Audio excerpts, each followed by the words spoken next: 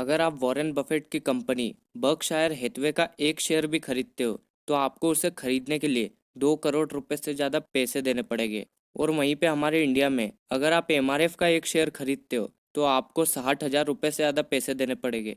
लेकिन टाटा मोटर्स का शेयर तो 330 रुपये में मिल रहा है, रिलायंस का शेयर तो 2,000 रुपये में मिल रहा है। तो एमआरएफ और बर्कशायर हैथवे का इतना महंगा शेयर क्यों? तो आइए जानते हैं इतने महंगे लगने वाले शेयरों की पूरी सच्चाई। इसे हम एक एग्जाम्पल से समझते हैं। मान लीजिए कि आपको एक प्लॉट लेना है, यानी एक ज़मीन का टुकड़ा, और एक कॉलोनी में दो प्लॉट है। जो पहला वाला प्लॉट है वो 1,000 स्क्वायर फीट का है और जो दूसरा वाला प्लॉट है वो 4,000 स्क्वायर फीट का है। तो समझ लीजिए कि आपको पहला वाला प्लॉट 10 लाख रुपए में मिल रहा है और जो दूसरा वाला प्लॉट है 4 गुना बड़ा, वो आपको 40 लाख रुपए में मिल रहा है। तो एक प्लॉट 10 लाख का और दूसरा प्लॉट 40 लाख का, दोनों सेम एरिया में। तो अगर हमारे पास पूरी जानकारी नहीं है तो हमें क्या लगेगा कि 10 लाख वाला प्लॉट सस्ता है और 40 लाख वाला प्लॉट महंगा है, क्योंकि वो 4 गुना दाम का है।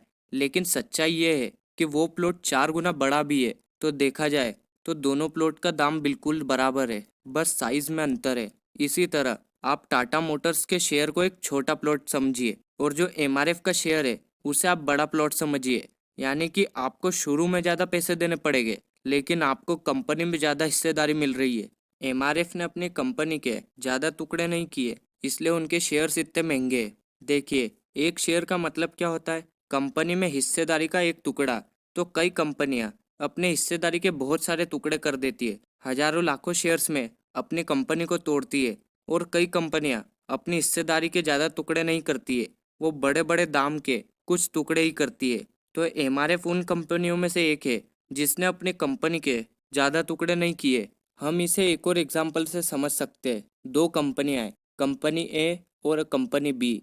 दोनों ही कंपनियां 100 रुपये से शुरुआत होती है। जो कंपनी ए है उसने अपने 100 रुपये को 10-10 रुपये के 10 शेयर्स में डिवाइड किए। वहीं दूसरी कंपनी ने 100 रुपये को 1-1 रुपये के 100 शेयर्स में डिवाइड किए। तो अगले साल दोनों ही कंपनियां 200 रुपये कमाती है, यानी कि दोनों कंपनी को 200 रुपये का मुनाफा हुआ। तो जो कंपनी ए है जिसके केवल 10 शेयर्स है, तो अगर आपने एक शेयर्स भी खरीद लिया मतलब आपकी 10% की हिस्सेदारी हो गई। और अगर वो कंपनी 200 रुपये कमा रही है तो आपकी उस कंपनी में 20 रुपये की हिस्सेदारी होगी। और वहीं पे कंपनी बी, वो भी 200 रुपये कमा रही है लेकिन उसने अपने 100 टुकड़े किए। तो अगर आपने इस कंपनी के एक शेयर भी खरीदे होगे तो आपके मुनाफे की हिस्सेदारी सिर्फ 2 रुपये होगी। तो जो कंपनी ए है आप उसे एमआरएफ कंपनी समझिए और जो कंपनी बी है आप उसे टाटा मोटर्स समझिए।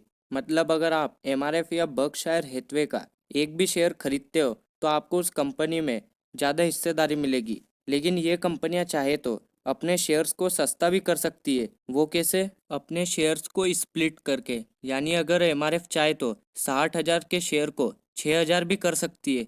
इससे होगा क्या? आपको कंपनी में हिस्सेदारी थोड़ी कम मिलेगी। और जैसा हमने देखा कि कई सारी कंपनियां अपने शेयर को बहुत ज़्यादा छोटे छोटे शेयर्स में तोड़ देती है, जैसे कि इन्फोसिस, जो कि अपने शेयर को ज़्यादातर लोगों तक पहुंचाने के लिए अपने शेयर्स को तोड़ देती है। और अगर इन्फोसिस अपने शेयर्स को स्प्लिट नहीं करे तो उसका एक शेयर की कीमत लाखों में होगी। तो ये कंपनियों के ऊपर है कि वो अपनी कंपनी के शेयर्स को महंगा करना चाहती है या सस्ता।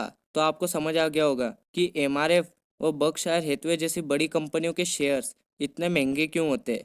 अगर आप ऐसे नॉलेजेबल और ट्रस्टेड टॉपिक देखना चाहते हो तो आप हमारे चैनल को सब्सक्राइब भी कर सकते हो। और आपको कौन कौन से टॉपिक पे वीडियो चाहिए आप कमेंट करके भी बता सकते हो। और मुझे सपोर्ट करने के लिए वीडियो को लाइक ज़रूर कीजिए और इस वीडियो को ज़्यादा से ज़्यादा लोगों को शेयर कीजिए। मिलते हैं अगली वीडियो में। धन्यवाद।